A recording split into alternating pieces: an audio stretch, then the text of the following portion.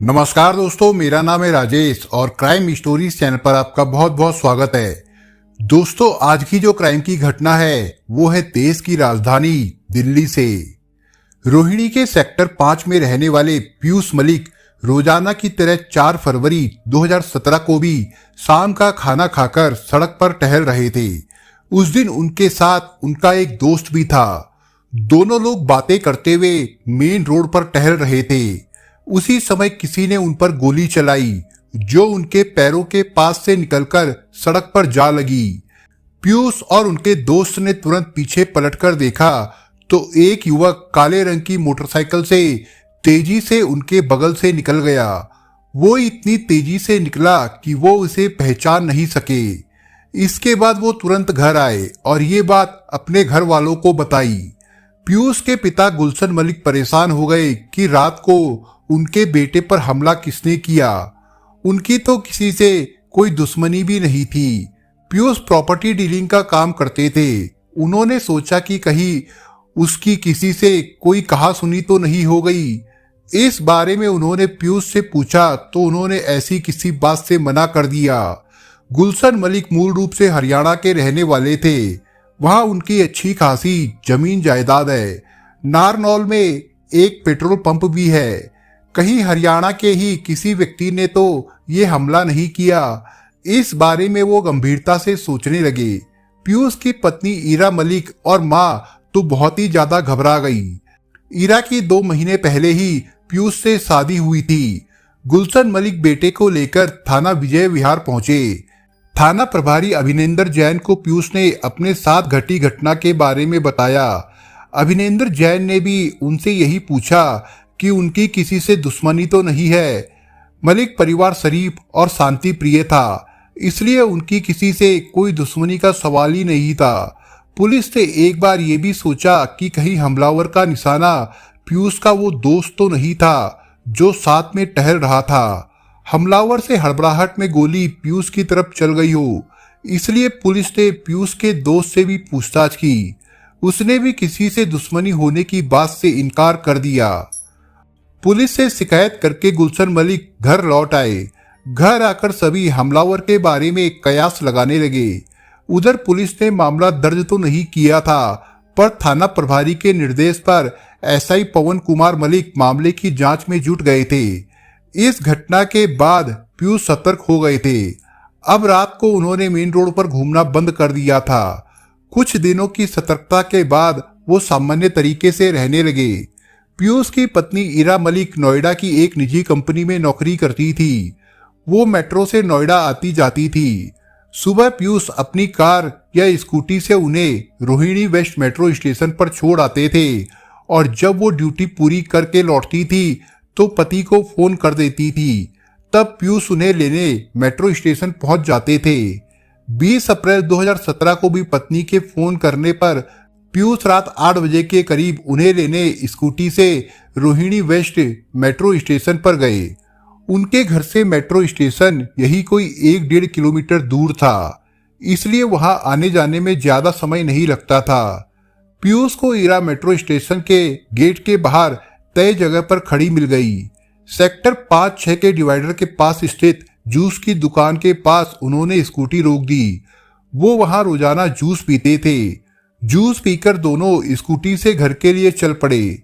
Scooty Ira चला रही थी और पीयूष पीछे बैठे थे। जैसे ही पीयूष अपने घर के पास वाली गली के चौराहे के नजदीक पहुंचे, पीयूष को अपने दाहिने कंधे पर पीछे की ओर कोई चीज चुभती महसूस हुई। इसके तुरंत बाद बम फटने जैसी आवाज आई। इसके बाद उनके पास से एक मोटरसाइकिल तेजी से गुजरी। वो मोटरसाइकिल काले रंग की थी। पीयूष को जिस जगह चुभन महसूस हो रही थी वहां अब दर्द होने लगा था। उन्होंने उस जगह हाथ रखा तो वहां से खून बह रहा था। खून देखकर वो घबरा गए। ईरा ने उनका कंधा देखा तो रो पड़ी क्योंकि वहां गोली लगी थी। ईरा के रोने की आवाज सुनकर उधर से गुजरने वाले लोग रुक गए। उनमें से कुछ पीयूष को जानते थे। उसी बीच किसी ने पीयूष के घर जाकर इस बात की सूचना दे दी। पिता गुलशन मलिक जल्दी से मौके पर पहुंचे और बेटे को नजदीक के डॉक्टर अंबेडकर अस्पताल ले गए। मौके पर मौजूद किसी व्यक्ति ने पुलिस कंट्रोल रूम को फोन करके पीयूष को गोली मारने की सूचना दे दी थी। सूचना मिलते ही पुलिस कंट्रोल रूम की गाड़ी मौके पर पहुंच गई। चूंकि वो इलाका रोहिणी के थाना विजय विहार के अंतर्गत आता था, इसलिए थाना प्रभारी अभिनेंद्र जैन एसआई पवन कुमार मलिक के साथ मौके पर पहुंच गए। वहां पहुंचने पर पता चला कि जिस युवक को गोली लगी थी उसे डॉक्टर अंबेडकर अस्पताल ले जाया गया है। वो डॉक्टर अंबेडकर अस्पताल पहुंचे तो वहां के डॉक्टरों ने बताया कि पीयूष मलिक नाम के जिस व्यक्ति के कंधे में गोली लगी थी उसके घर वाले उसे सरोज अस्पताल ले गए हैं। थाना प्रभारी ने जब अस्पताल में भर्ती पीयूष को देखा तो वो चौंके, क्योंकि ये वही पीयूष था जिस पर किसी ने 4 फरवरी 2017 को गोली मारी थी। इलाज कर रहे डॉक्टरों से बात करके एसआई पवन कुमार मलिक ने पीयूष का बयान लिया। पीयूष ने पुलिस को जो बताया उससे यही लगा कि कोई व्यक्ति है जो उन्हें जान से मारने पर तुला है। पुलिस ने पीयूष की तहरीर पर अज्ञात हमलावर के खिलाफ हत्या के प्रयास का मामला दर्ज कर लिया। रोहिणी जिले के डीएसपी के निर्देश पर थाना प्रभारी अभिनेंद्र जैन के नेतृत्व में एक पुलिस टीम इस केस के खुलासे के लिए लग गई। टीम में SI Pawan Kumar Malik, Vijay Kumar, trainee SI Anuj Kumar, head constable Jitendra, constable Subaram इत्यादि को शामिल किया गया। पुलिस ने सरोज अस्पताल पहुंचकर पीयूष से बात की। पीयूष प्रॉपर्टी डीलिंग का काम करते थे। कहीं ऐसा तो नहीं था कि पीयूष ने किसी विवादित प्रॉपर्टी का सौदा किया हो। बातचीत में उन्होंने पुलिस को बताया कि वो विवादित प्रॉपर्टी पर हाथ ही नहीं डालते। उनका किसी से कभी कोई झगड़ा भी नहीं हुआ। पुलिस के लिए ये मामला एकदम ब्लाइंड था। कोई भी ऐसा क्लू नहीं मिल रहा था जिससे केस की जांच शुरू की जा सके। पुलिस ने इस मामले पर गौर किया तो पता चला कि पीयूष पर की गई दोनों ही वारदातों में काले रंग की मोटरसाइकिल पर सवार युवक उनके सामने से निकला था, पर उस मोटरसाइकिल का नंबर पुलिस के पास नहीं था जिससे उसकी जांच की जा सकती। अस्पताल से डिस्चार्ज होकर पीयूष घर आ गए तो पुलिस उन्हें थोड़ा सतर्क रहने को कहा। वारदात के 1 महीने बाद 4 मई की शाम को ईरा की ससुराल के पास एक शख्स काले रंग की मोटरसाइकिल से आया और एक पत्र फेंक कर चला गया। ईरा ने जब वो पत्र पढ़ा तो पता चला वो किसी युवती की ओर से लिखा गया था। उसने लिखा था कि पीयूष उसका प्रेमी है, उसने किसी दूसरी लड़की से शादी करके उसके साथ धोखा किया है।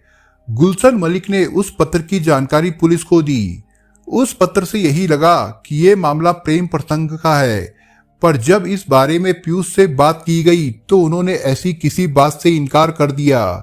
6 मई की शाम को काले रंग की मोटरसाइकिल से एक युवक पीयूष के घर के सामने वाली सड़क पर घूम रहा था। इत्तेफाक से उस समय पीयूष के पिता गुलशन मलिक घर के सामने खड़े हुए थे। चूंकि काले रंग की मोटरसाइकिल शक के दायरे में आ चुकी थी, इसलिए उन्होंने उस मोटरसाइकिल को रुकवा लिया। उन्होंने उसका नंबर नोट करके उस युवक से नाम पता पूछा तो उसने बताया कि उसका नाम विक्की है और वो बुद्ध विहार में रहता है। उन्होंने उसका फोन नंबर पूछा तो उसने अपना फोन नंबर भी बता दिया। उसी समय उन्होंने अपने फोन से उसका नंबर मिलाया तो उसके फोन की घंटी बज उठी। उन्हें लगा कि ये युवक गलत नहीं है। अगर ये युवक गलत होता तो अपना फोन नंबर सही नहीं बताता। पीयूष के साथ घटी घटना को 1 महीने से ज्यादा हो चुका था, पर काफी भागदौड़ के बावजूद पुलिस को हमलावर के बारे में कोई जानकारी नहीं मिली थी। गुलशन मलिक बार बार थाने के चक्कर लगा रहे थे। एक दिन वो एसआई पवन कुमार मलिक से बात कर रहे थे, तभी उन्हें बुद्ध विहार के रहने वाले विक्की के बारे में याद आ गई।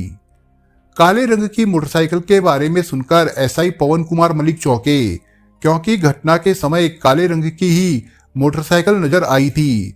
विक्की नाम के उस युवक का फोन नंबर पवन कुमार मलिक ने अपने फोन के ट्रू कॉलर में डालकर चेक किया तो उसमें नाम विवेक अग्रवाल आया। उन्होंने उसका नंबर मिलाया तो वो बंद मिला। नंबर बंद मिलने पर उन्हें शक हुआ। विक्की को बुद्ध विहार में बिना पते के ढूंढना आसान नहीं था। इसके बाद पवन कुमार मलिक मोटरसाइकिल के नंबर DL 4SND 1560 के आधार पर जांच में जुट गए। उन्होंने मोटरसाइकिल के उस नंबर की जांच कराई तो वो पश्चिमी दिल्ली के कीर्तिनगर के रहने वाले बबलू के नाम रजिस्टर्ड थी। पुलिस उस पते पर पहुंची तो वहां कोई और ही मिला। आसपास के लोगों ने बताया कि बबलू और उसका परिवार पहले यहीं पर रहता था। 2 साल पहले वो यहाँ से कहीं और चला गया है। पुलिस कीर्ति नगर से बैरंग लौट आई। इसके बाद पुलिस की जांच एक बार फिर ठहर गई। ट्रू कॉलर में जो विवेक अग्रवाल का नाम आया था उसके बारे में पीयूष से बात की गई तो उसने साफ मना कर दिया कि वो किसी विवेक अग्रवाल को नहीं जानता। एक दिन गुलशन मलिक के घर में विवेक अग्रवाल के बारे में बातें चल रही थी। तभी पीयूष की पत्नी ईरा कुछ सोचते हुए बोली, कहीं ये विवेक अग्रवाल वही तो नहीं जो मुझे फोन पर तंग करता था। ईरा के मुंह से ये सुनकर घर के सभी लोग उसकी तरफ देखने लगे। पीयूष ने कहा, तुमने इसके बारे में कभी बताया नहीं। आपको बताने की जरूरत ही नहीं पड़ी, मैंने फोन पर ही उसे ठीक कर दिया था। अब फोन में देखती हूँ कि ये वही है या कोई और। ये कहकर ईरा अपने फोन के व्हाट्सएप मैसेज देखने लगी। व्हाट्सएप मैसेज भेजने वाले उस नंबर को ईरा ने ब्लॉक कर दिया था। जब उसने उस नंबर को अनब्लॉक कर पूर्व में भेजे गए मैसेज देखे तो एक मैसेज में उस युवक का नाम मिल गया। उसका नाम विवेक अग्रवाल था। पीयूष पत्नी के साथ पवन कुमार मलिक के पास पहुंचे। ईरा ने पूरी बात पवन कुमार मलिक को बता दी। इसके बाद उसके नंबर पर भेजे गए व्हाट्सएप मैसेज पढ़कर पवन कुमार मलिक को पीयूष पर वारदात करने की वजह समझ में आने लगी। उन्होंने विवेक अग्रवाल के फोन नंबर की सीडीआर निकलवाई। वो अक्सर जिन नंबरों पर बात करता था वे उसके परिजनों और दोस्तों के निकले। पहले दोस्तों को पूछताछ के लिए थाने बुलाया गया। दोस्तों से पुलिस को विवेक के घर का पता मिल गया। पुलिस जब उसके घर पहुंची तो वो घर पर नहीं मिला। पुलिस विवेक के पिता जगदीश प्रसाद को थाने ले आई। विवेक घर से फरार जरूर था पर उसे ये जानकारी मिल गई कि पुलिस उसके पिता को थाने ले आई है। ये खबर मिलते ही वो घर लौट आया और गलत कदम उठाने के लिए ज्यादा मात्रा में नींद की गोलियां खा ली। कुछ ही देर में जब विवेक की हालत बिगड़ने लगी तो उसे डॉक्टर अंबेडकर अस्पताल ले जाया गया। ये मई 8, 2017 की बात है। पुलिस को ये जानकारी मिली तो पवन कुमार मलिक हेड कांस्टेबल जितेंद्र के साथ डॉक्टर अंबेडकर अस्पताल पहुंचे। वहां डॉक्टर विवेक का इलाज कर रहे थे। इलाज होने तक पुलिस विवेक की निगरानी करती रही। 11 मई को विवेक जैसे ही अस्पताल से डिस्चार्ज हुआ, थाना विजय विहार पुलिस उसे पूछताछ के लिए थाने ले आई। थाने में विवेक से पीयूष पर की गई फायरिंग के बारे में सख्ती से पूछताछ की गई तो उसने स्वीकार कर लिया कि उसी ने उस पर 2 बार जानलेवा हमला किया था। उसने उस पर हमले की जो वजह बताई वो एक तरफा प्यार की चाशनी में सरोबार थी। विवेक अग्रवाल पश्चिमी दिल्ली के मानसरोवर गार्डन में रहने वाले जगदीश प्रसाद का बेटा था। विवेक नजदीकी रमेश नगर में ओम साई प्रॉपर्टी के नाम से अपना धंधा करता था।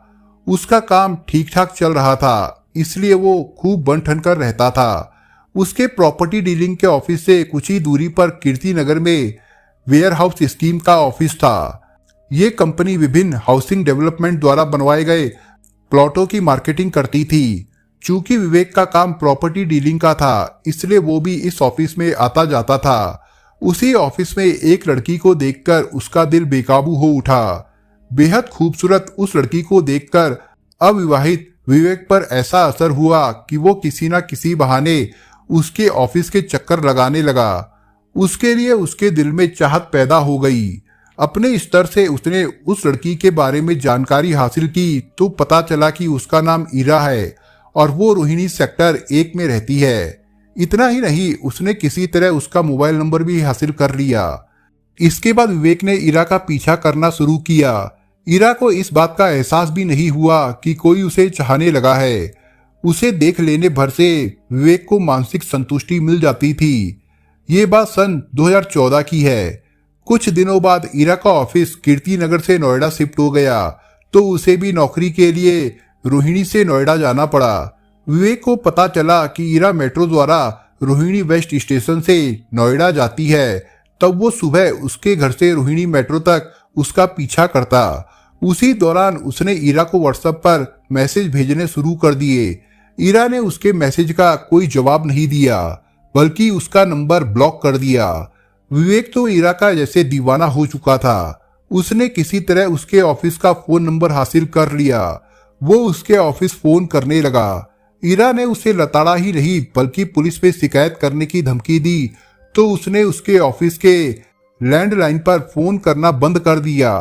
विवेक को लगा कि उसकी दाल गलने वाली नहीं है तो उसने किसी तरह खुद को कंट्रोल किया और ईरा की तरफ से अपना ध्यान हटाने की कोशिश की। उसके दिल में ईरा बसी हुई थी पर उसकी धमकी की वजह से वो उसे फोन करने की हिम्मत नहीं कर पा रहा था। सन 2015 की बात है। एक दिन विवेक मोती नगर मेट्रो स्टेशन के बाहर खड़ा था। तभी उसकी नजर कार से उतर रही ईरा पर पड़ी। कार कोई अधेड़ व्यक्ति चला रहा था। शायद वो उसका पिता था। चूंकि ईरा उसे पहचानती नहीं थी इसलिए वो ईरा को तब तक देखता रहा जब तक वो मेट्रो स्टेशन पे नहीं चली गई। ईरा को देखकर विवेक का सोया प्यार फिर जाग उठा। उसने अब तय कर लिया कि चाहे कुछ भी हो वो उसके नजदीक पहुंचने की कोशिश करेगा। अब वो फिर से रोजाना उसका पीछा करने लगा। इतना ही नहीं उसने एक नया नंबर खरीदा और उसी नंबर से अपने प्यार का हवाला देते हुए उसे व्हाट्सएप मैसेज भेजने लगा। ईरा ने उसके नंबर को ब्लॉक कर दिया। विवेक ने उसे फोन करके अपने दिल के हालात से रूबरू कराने की कोशिश की पर ईरा ने उसे डपट दिया। साथ ही चेतावनी भी दी पर विवेक तो जुनूनी प्रेमी बनता जा रहा था। एक तरफा प्यार में वो अपने बिजनेस तक पर ध्यान नहीं दे रहा था। इतना ही नहीं वो नशा भी करने लगा था। चूंकि ईरा रोहिणी में रहती थी इसलिए विवेक भी अपने परिवार के साथ रोहिणी के बुद्ध विहार में आकर रहने लगा। उसने ईरा का घर देख ही लिया था। उसके ऑफिस जाने के टाइम पर वो उसके घर के बाहर मेन रोड पर खड़ा हो जाता और रोहिणी वेस्ट मेट्रो स्टेशन तक उसका पीछा करता। यही काम वो उसके ऑफिस से घर लौटते समय भी करता। वो उसे परेशान नहीं करता था, केवल चुपचाप पीछा करता था। नवंबर 2016 के अंतिम हफ्ते में ईरा ने अचानक ऑफिस जाना बंद कर दिया। विवेक परेशान हो गया। वो समझ नहीं पा रहा था कि ईरा कहाँ चली गई। जब 2-3 दिन वो नहीं दिखी तो उसे लगा कि शायद उसकी तबीयत खराब हो गई है, पर वो लंबे समय तक नहीं दिखी तो उसे यही लगा कि ईरा ने शायद नौकरी छोड़ दी है। विवेक की बेचैनी बढ़ती जा रही थी, लिहाजा उसने ईरा के ऑफिस में संपर्क किया तो पता चला कि 10 दिसंबर 2016 को उसकी शादी है। इस खबर ने विवेक के दिल पर हथौड़े की तरह वार किया। उसे लगा कि उसकी प्रेमिका उसके हाथ से निकलने वाली है। उसने यहां तक पता लगा लिया कि ईरा की शादी सेक्टर 15 रोहिणी के रहने वाले पीयूष मलिक के साथ तय हुई है। उसकी शादी को वो रोक सके ऐसी विवेक की क्षमता नहीं थी, क्योंकि पीयूष का परिवार हर तरह से उसके परिवार से ज्यादा सामर्थ्यवान था। लिहाजा विवेक मन महसूस कर रह गया। शादी के बाद ईरा ने जनवरी 2017 में फिर से ऑफिस जाना शुरू कर दिया तो विवेक ने फिर से उसका पीछा करना शुरू किया।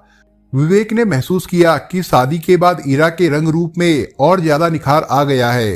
एक तरफा प्यार में सुलगते विवेक को कई साल बीत गए थे। ईरा को उसका पति ही रोहिणी वेस्ट मेट्रो स्टेशन अपनी कार या स्कूटी से छोड़ने आता और शाम को लेने आता।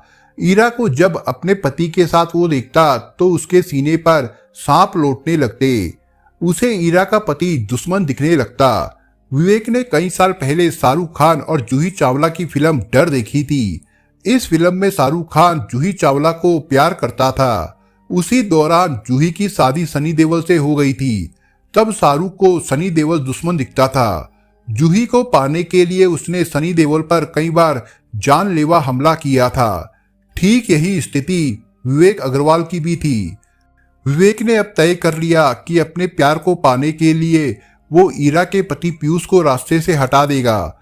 विवेक ने अपने एक दोस्त से पहले कभी एक देसी तमंचा और कुछ कारतूस लिए थे। वो अपनी मोटरसाइकिल से पीयूष की रेकी करने लगा। पीयूष को गोली मारने का वो ऐसा मौका ढूंढने लगा कि अपना काम करके आसानी से फरार हो सके। पीयूष शाम को खाना खाकर अपने परिजन या किसी दोस्त के साथ घर के सामने वाली सड़क पर घूमने के लिए निकल जाते थे। यही समय विवेक को ठीक लगा। 4 फरवरी 2017 की रात करीब 10 बजे पीयूष अपने एक दोस्त के साथ घूम रहे थे। विवेक तो घात लगाए ही था। मौका देखकर उसने पीयूष को निशाना बनाते हुए गोली चला दी। इत्तेफाक से गोली पीयूष के बराबर से निकलती हुई सड़क से टकरा गई। गोली चलाकर विवेक मोटरसाइकिल से भाग गया। गोली की आवाज सुनकर पीयूष घबरा गए। वो सीधा अपने घर गए और पिता को जानकारी दी। बाद में पीयूष ने पुलिस को ये जानकारी दे दी। अगले दिन विवेक ने पीयूष की कॉलोनी में जाकर पता लगाया तो उसे पता चला कि पीयूष को गोली ही नहीं लगी थी। इसके बाद विवेक उस एरिया में कुछ दिनों तक नहीं गया, पर उसने ईरा का दीदार करने के लिए मेट्रो स्टेशन जाना बंद नहीं किया। पीयूष को मारने की उसने ठानी रखी थी, लिहाजा 2 महीने बाद वो फिर से पीयूष की रेकी करने लगा। पूरी योजना के बाद विवेक 20 अप्रैल 2017 को रोहिणी सेक्टर 5 में एक डिवाइडर के पास खड़ा हो गया। ईरा को रोहिणी वेस्ट मेट्रो स्टेशन से लेकर लौटते समय पीयूष ने जूस की दुकान पर जूस पिया। जूस पीने के बाद वो जैसे ही स्कूटी से ईरा के साथ घर की ओर चले, विवेक ने पीछे से पीयूष को निशाना बनाते हुए गोली चला दी। गोली पीयूष के कंधे पर लगी। गोली चलाकर विवेक अपनी मोटरसाइकिल से फरार हो गया। इस बार विवेक को उम्मीद थी कि पीयूष मर गया होगा, पर उसकी सोच गलत साबित हुई। बाद में जब विवेक को पता चला कि पीयूष इस बार भी बच गया है तो उसे बड़ा दुख हुआ। पुलिस ने रिपोर्ट दर्ज कराने वाली बात उसे पता चल गई थी। उसने ऐसा कोई सबूत नहीं छोड़ा था जिससे पुलिस उस तक पहुंच पाती। पुलिस को गुमराह करने के लिए उसने लड़की की ओर से एक चिट्ठी लिखकर ईरा की ससुराल में डाल दी, जिससे पुलिस की जांच की दिशा बदल जाए। पर जब पीयूष ने कह दिया कि उसका किसी लड़की के साथ कोई चक्कर नहीं था, तो पुलिस ने उस ओर ध्यान नहीं दिया। काले रंग की मोटरसाइकिल ही शक के घेरे में थी और फिर एक दिन पीयूष के पिता ने उसे अपने घर के सामने काले रंग की मोटरसाइकिल पर घूमते देखा तो रोक लिया। उस समय विवेक ने जल्दबाजी में अपना फोन नंबर सही बता दिया था। उसी फोन नंबर की वजह से वो पुलिस के हत्थे चढ़ गया। पूछताछ के बाद पुलिस ने विवेक अग्रवाल को धारा 307, 27, 57, 59 और आर्म्स एक्ट की धारा में गिरफ्तार करके न्यायालय में पेश किया, जहां से उसे जेल भेज दिया गया था। और फिलहाल इस मामले की तफ्तीश एसआई पवन कुमार मलिक कर रहे थे। दोस्तों, आप अगर चैनल पर नए हो तो आप चैनल को सब्सक्राइब करने के साथ कमेंट बॉक्स में इस कहानी के बारे में अपने विचार जरूर लिखिएगा। मिलता हूं एक नई कहानी के साथ, तब तक के लिए अपना ख्याल रखिएगा। धन्यवाद।